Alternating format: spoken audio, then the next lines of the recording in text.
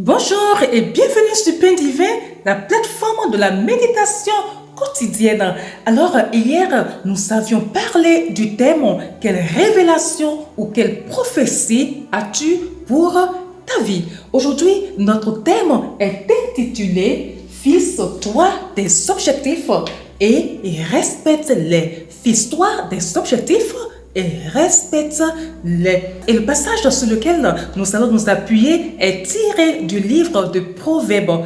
Proverbes chapitre 6, versets 9 à 11. Nous allons lire la version Louis II. Cette version dit ceci: Paresseux, jusqu'à quand seras-tu couché?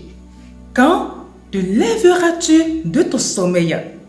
Un peu de sommeil, un peu d'assoupissement, un peu croiser les mains pour dormir, et la pauvreté te surprendra comme un rôdeur, et la disette comme un homme en armes.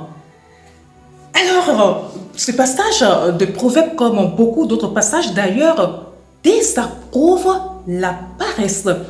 Hier, comme j'ai dit tantôt, nous avions parlé de la révélation pour notre vie. Et si nous avons une révélation claire pour notre vie, nous les déclinons. Ces révélations sont pour nous des feuilles de route, si je peux parler comme ça, que nous déclinons un projet, un programme et un objectif que nous allons réaliser pour atteindre le but, pour atteindre la finalité, pour atteindre les bonnes promesses que Dieu nous a données. Alors, lorsque nous regardons dans nos assemblées, lorsque vous regardez la jeunesse d'aujourd'hui, je sais que ce n'est pas uniquement chez moi, dans mon pays, c'est un constat qui est décrié un peu partout. On remarque que les chrétiens, les enfants de Dieu, les jeunes, surtout aujourd'hui, la jeunesse constitue la majeure partie du nombre que nous faisons au sein de nos communautés chrétiennes.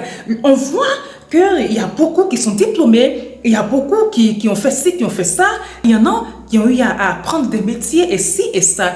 Mais le constat est que ce sont des gens, ce sont des personnes quand même qui vivent dans une misère qui ne dit pas son nom, une misère qu'elles peuvent quand même éviter. On jeûne beaucoup, les enfants de Dieu, surtout les évangéliques, les églises pentecôtistes ont cette particularité-là de beaucoup jeûner, de beaucoup prier, de crier Amen pour les bénédictions lors des prêches. Là, quand les pasteurs lancent, vous serez bénis, surtout nous sommes à l'entame de l'année, et on aime bien crier, vous serez bénis, vous irez loin, vous allez avoir ceci, vous allez voyager, vous allez avoir des maisons, vous allez vous acheter votre voiture de rêve, vous allez avoir ci, vous allez avoir ça, et ça crie dans tous les sens, Amen, Amen, Amen. Et après avoir crié Amen, mais qu'est-ce qu'on fait? On crie Amen, et des mois après, des années après, on se rend compte qu'on a crié Amen, Amen, mais que ces choses pour lesquelles nous avons crié Amen ne se sont pas réalisées dans notre vie. C'est simple, il ne faut pas accuser Dieu. Après avoir dit Amen, après la prière, mais il faut sortir pour aller affronter le dehors. Il faut aller chercher du travail. On voit qu'il y a beaucoup, surtout au sein de la catégorie de gens qui sont allés, qui sont diplômés. On est là aujourd'hui, mais combien de personnes le gouvernement peut prendre? Nos gouvernements, nos États, là, combien peuvent-ils absorber? On est tellement nombreux là, il y a tellement de diplômés que l'État ne peut pas les absorber. Alors, on crée aujourd'hui pour l'auto-emploi que chacun arrive à se débrouiller avec l'aide du Saint-Esprit, bien sûr. Mais lorsque on reste à la maison, lorsqu'on passe son temps à l'église, à prier, à faire ci, à faire ça, à jeûner, et après, qu'on ne se lève pas pour se jeter à l'eau, qu'on ne se lève pas pour aller chercher, que ce soit dans la chaleur, que ce soit sous la pluie, on ne fait pas d'efforts. Le prophète nous dit que c'est la paresse. Ce passage vient de nous dire que quand on se comporte comme ça, c'est la pauvreté qui surprend, je paraphrase ça, qui surprend comme un rôdeur. On ne peut pas vouloir aller loin et rester couché. Je me rappelle, c'était le mois dernier, en décembre dernier, où je discutais avec une sœur qui me disait, mais ceci, moi, je n'arrive pas, lorsque je me lève, je me fixe des objectifs, mais je n'arrive pas à les réaliser. Je n'arrive pas à fin de la soirée, je vois que les choses que je me suis dites, que j'allais faire au cours de la journée, pour cette journée, je vois que les jours passent sans que j'arrive à les réaliser. Mais dites-moi, elle m'a demandé simplement, ma soeur, dis-moi, comment est-ce que toi tu fais? Mais je ne vais pas me targuer d'être une personne qui travaille plus que d'autres, non. Juste que je me suis arrangée pour mettre un peu d'ordre dans ma vie, pour réaliser quand même les objectifs chaque jour. J'ai telle chose à faire et ce sont ces choses-là qui sont ma priorité. Après, le reste viendra quoi. Et quand cette soeur de lui m'a observé, elle m'a dit, elle m'a posé la question, mais comment est-ce que toi tu arrives à le faire? Et j'ai été claire. Sans hypocrisie, j'ai parlé en général, mais dans ma généralité, je l'ai quand même quelque part choquée parce qu'elle se retrouvait dans cette généralité-là. Ceci dit, je sais bien dire qu'un enfant, quelqu'un qui veut atteindre ses objectifs, ne peut pas passer du temps du lundi au dimanche à l'église, mais ce n'est pas possible. Quand on a des objectifs, il faut se donner du temps. Oui, il faut aller à l'église. Oui, il faut lire sa Bible. Oui, il faut aller à l'étude biblique. Mais après ces choses-là, il faut se démerder. Après, il faut penser à son avenir. Et je pense que ça, beaucoup n'ont pas encore compris. Ils sont nombreux encore à ne pas comprendre.